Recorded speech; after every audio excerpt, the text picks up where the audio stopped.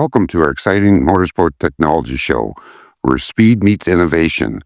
Each episode, we dive deep into the cutting-edge technologies that power the world of motorsports, showcasing the manufacturers and engineers who push the boundaries of performance, precision, and safety on the track.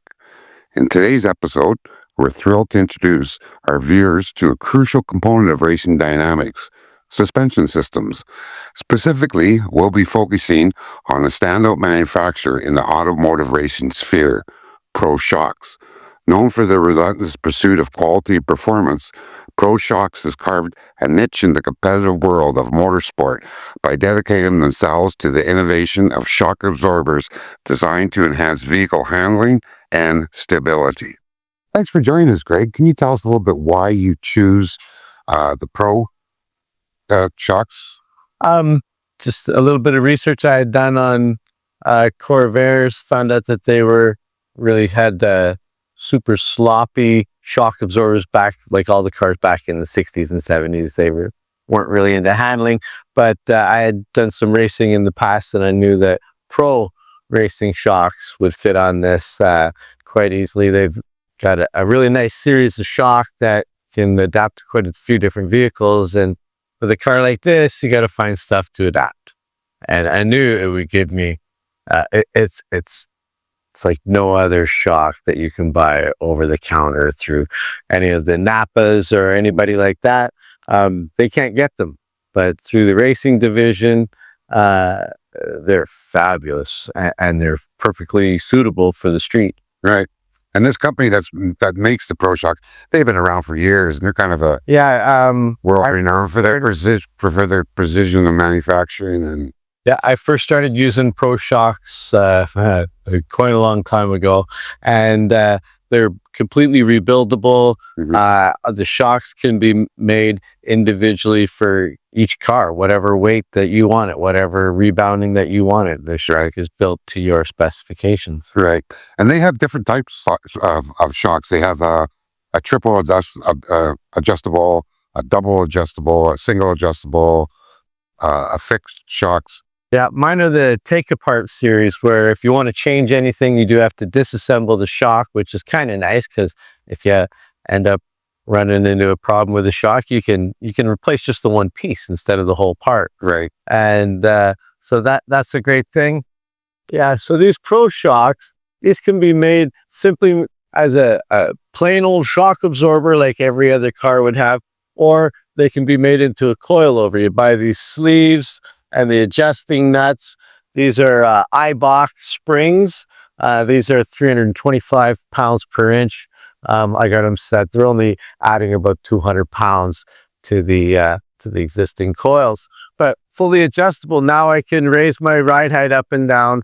Now I can be sure that I will never have tire interference because I can adjust it. Fully adjustable for hardly more than the cost of a standard shock absorber setup. Right. So then I knew that using these shocks would be the one solution rather than overcomplicate it.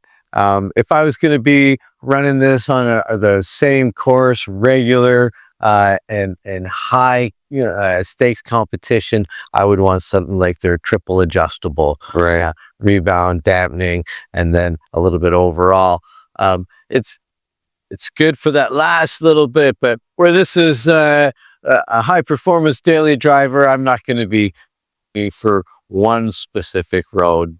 They probably arrest me if I did that. Right. I guess you would, when you have the triple adjustable or the double adjustable, would be different for different tracks and stuff like that. For the different slopes, you would adjust the there's a lot of tracks. As they settle in, they can get some really bad bumps, and if you can handle that one bump better than the next guy, that'll put tenths on your time, and tenths are what win these days. Right. What has the experience been like driving with these shocks on? I knew that I had valved them fairly aggressive, fairly stiff, and boy, did it ever turn out so nice. It's very close to a go-kart. There's no excessive body roll in it. I was really concerned about how the bigger bumps out on the city streets would be, and it just sucks them up beautifully. It's Mhm. so predictable, so handle, so flow, and it just follows everything without any harshness or Yeah. trying to break your back in the seat or anything. The jolts and everything. It was nice and smooth. Right? But man, does it ever, it transitions so nice. Just, Right. it's perfect. It's perfect. These shocks were just, I talked to the guy at the desk, told him what I was building, what I was aiming for weights. This is what we put in, and I love it. Perfect. Yeah. That's fantastic to hear. For aspiring racers watching this video, what advice would you give them when choosing a shock? Well, always go for the absolute best quality that you can. Something that'll serve you a lifetime, something that is serviceable, not just you hope that you can use it, not something that you see in the garbage all the time. Right. Thanks, Greg, for sharing your insight into motorsport technology. It's always great talking to you and listening to all the insights and experience that you have. And I guess we'll be looking forward to our next video. Well, thanks very much. It's always a pleasure to go over bits and pieces and things that have gone into making the Corvette. Perfect. Good. So thank you for watching the video. And don't forget to hit the follow button on Facebook or in the subscribe button on YouTube. And we got some great videos coming up. I think the next one we got coming up is how to tune a carburetor on a classic car. I think we're going to have that ready for you. Perfect. Okay. Thank you very much.